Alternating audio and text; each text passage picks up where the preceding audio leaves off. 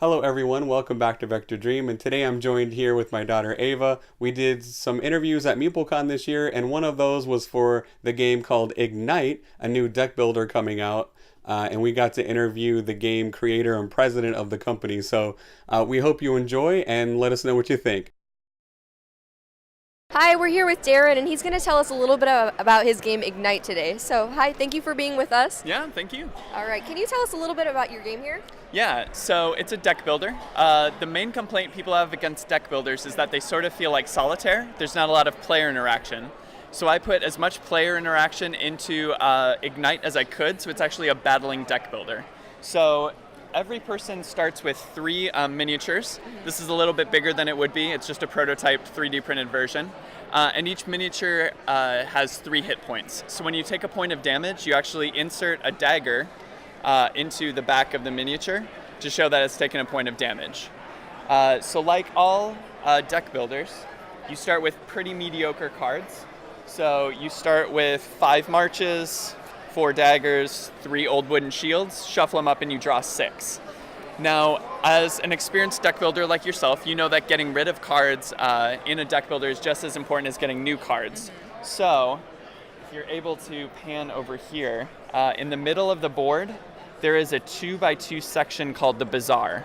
The Bazaar, if you get to it, you can actually sell them a card. Selling a card means that you're able to trash it and you get its cost rather than its economic value for that turn. So if I sold this one, I would get 3, and then I could use these ones for its economic value to go 4 or 5 and buy some card worth 5. So over here, you can see all of the different artwork. You play with 16 of the cards. So something like this, you play Dominion style where there's piles of 10 on each one. But I've laid out all of the initial 50 cards just so you can get a look at how nice the artwork is and show it off a little bit. Yeah. So I'll ask you, are you more of a magic person, a melee person, or a ranged person? I am definitely more of a melee person. Melee person? Awesome. So we'll go through an example turn of what something might look an end game turn might look like. So you'll be playing as the Mighty Dwarves, all right? So every race in this game has an asymmetrical race ability. That means everyone has a special ability that's unique to them just to make you feel special and to increase the replayability of the game. So yours is that if you hit someone with a melee attack, they gain an extra point of damage. So you're super mighty. Oh yeah, I like that. So you drew these 6 cards, and on this map, this is again just a prototype, you are right here and here, and right here. So those are your 3 units. You've still got 3 guys on the board, so good job. We're going to use a chariot first. Chariot allows you to move 2 adjacent units up to 3 spaces each, as long as they stay adjacent the whole time, sort of like an actual chariot. So you're going to go 1, 2, 3, and now you're within striking range of this poor elf. So you're going to hit him with a javelin, which will bring him up to 3 damage, which is his max. So you would actually take the elf's miniature, again this would be a miniature, as a trophy. A trophy is a victory point at the end of the game. Again, that increases player interaction because it incentivizes people to be attacking each other. So you still got 4 cards left, so you could buy something really nice, but we're actually going to go and try and get more victory points. So we're going to use a conditioning.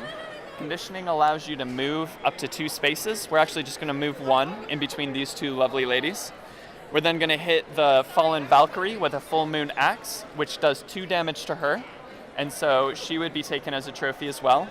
And we'll use a Blessed Spear on the Kitsune, which does 2 damage to her, and we would take her as a trophy as well. Lastly, we have a Throw Weapon. This has come into our hands a couple of times. We've never really used it, so we're actually going to sell it to the Bazaar, since we're still in the Bazaar, in order to buy a card that's more useful for us. So in this example, we didn't really use the terrain much, so I'll explain what some of the terrain is. Yeah, sure. So water carries electricity and freezing, so if it gets hit with an electricity attack here, it'll actually carry through and hit your unit all the way over here. Oh, that's interesting. So you've got to be careful about where you place your units, but you have to be in or near water in order to use certain water spells.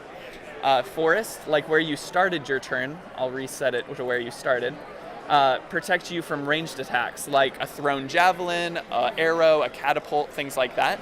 However, the forests are super susceptible to fire. So if one of the forest spaces gets hit with a fire attack, everyone inside will gain a damage. I see. And then lastly, there's lava. Lava's pretty simple. If you get pushed into lava, you die. Yeah. It makes sense. Oh, okay. So we're kickstarting late 2018. You can sign up to receive email notifications of when we kickstart on our website, gingersnapgaming.com. We'll also sign you up for our week of Kickstarter giveaway.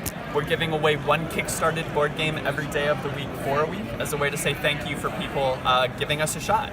So yeah, thank you so much. Awesome. Thank you for interviewing with us today. Make sure to check out Darren's game Ignite on Kickstarter.